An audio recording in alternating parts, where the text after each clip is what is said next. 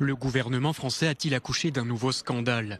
Le Rivotril, sous forme injectable, est mis en cause suite à la publication d'un nouveau décret paru au journal officiel le 29 mars dernier et passé presque inaperçu. En d'autres termes, le Rivotril, un antiépileptique à la base, peut être prescrit à tout patient atteint du coronavirus, en difficulté respiratoire, soins palliatifs et ne pouvant être admis en réanimation. Tout médecin est susceptible de prescrire ce traitement, entièrement pris en charge par l'assurance maladie. Le problème est le suivant, les effets indésirables sont particulièrement accrus chez les personnes âgées, dont une, irréversible, l'arrêt respiratoire.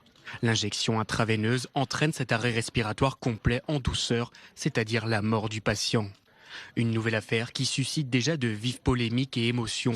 Ce décret a été signé par la main du Premier ministre ainsi que celle du ministre de la Santé. L'intensité de l'épidémie du coronavirus place certains soignants face à des patients dont l'état peut s'aggraver brusquement, conduisant à une fin de vie très rapide. Les professionnels des soins palliatifs se mobilisent pour former leurs collègues. Plusieurs médecins sont déjà montés au créneau, comme le docteur Simoni.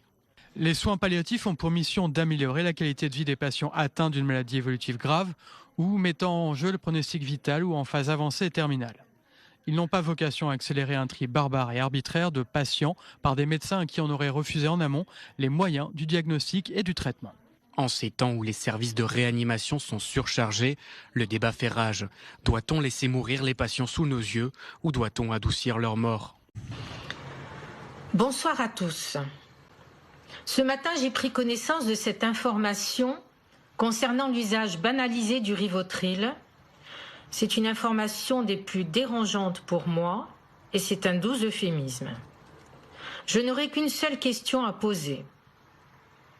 Comment se fait-il que certains gouvernants français aient réussi si vite à donner aux médecins généralistes de ville l'autorisation officielle de pouvoir prescrire la mort sûre avec le Rivotril, alors que, parallèlement, et depuis le temps, ils persistent à interdire à ces mêmes médecins de ville de pouvoir prescrire la vie, quand bien même elle serait hypothétique, grâce à la quinine, qui est une molécule connue et vieille comme le monde.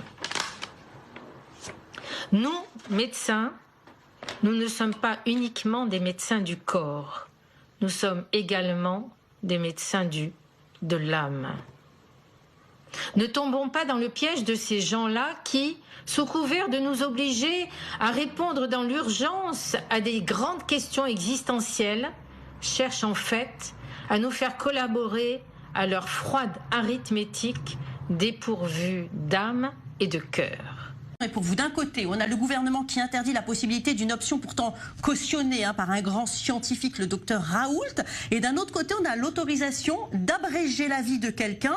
Est-ce que c'est une autorisation de tuer? Ma réaction, je persiste et je signe. Le Rivotril est un sédatif qui peut amener à une mort. À la mort, il ne doit pas être donné, justement. Mais le Valium aussi, le Tranxène aussi.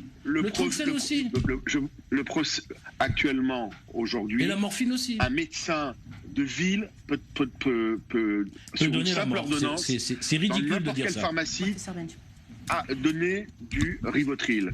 Les dizaines de médecins qui m'ont appelé, qui sont au moins aussi compétents que le professeur Benchimol, pour qui, encore une fois, j'ai du respect, m'ont dit exactement l'inverse.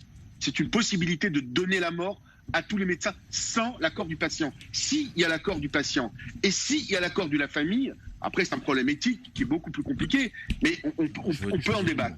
Dans le cas précis, n'en déplaise à ce qu'a dit le professeur, on peut le donner sans l'accord du patient et sans l'accord de la famille, parce que imaginez relisez s'il vous plaît, monsieur le député. Monsieur le député, je vous demande de lire simplement les conseils de la Société française. Je voulais juste terminer.